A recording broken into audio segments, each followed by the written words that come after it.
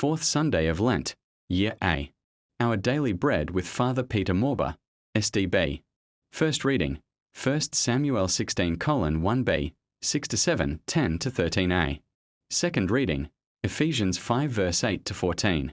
Gospel reading, John 9 verses 1 and 6-9, 13-17, 34-38. Theme, Lord, give us light, that we may see. The central theme of today's liturgy is light. Jesus is the light, and those who follow him will experience his light and become light to others. St. Paul in the second reading reminds us of who we are in Christ when he said, "Brethren, once you were darkness, but now you are light in the Lord. Walk as children of light, for the fruit of light is found in all that is good and right and true." Darkness is evil and demeaning to man's dignity.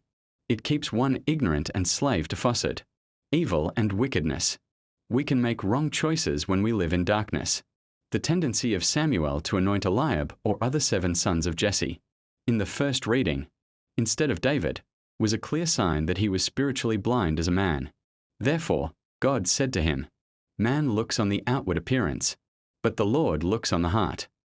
Except we encounter Jesus for a new vision, we will still remain in the darkness of our own ideology, thinking, attitude, judgmental and wrong choices. We will still find it difficult to let go unless the light of Christ shines in our lives. Both Samuel and Jesse had to receive new sight, to realize that God's ways are not their ways, and that God sees differently from man.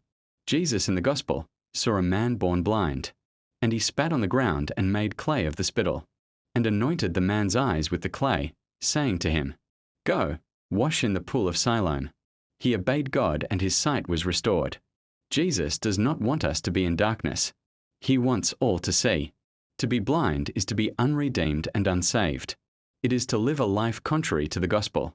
What Jesus did when he saw the blind man was to recreate him again. He molded a new man out of him, with the mixture of his spittle and clay. When the man washed in the pool of Siloam, he washed away his old self and returned to Jesus a new man. And all those who used to know him as the blind beggar could not recognize him again. Some of them doubted if he was still the same one they used to know. We need clear vision to look beyond people's appearance, faults or mistakes, in order to see God in them, and love them without judging them.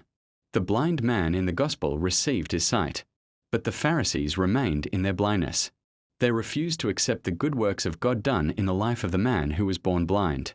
As we come to Jesus in this Lenten season, let us believe that he will create us anew and restore us with new sight and vision, to see God in our brothers and sisters. God bless you. Happy Sunday to you.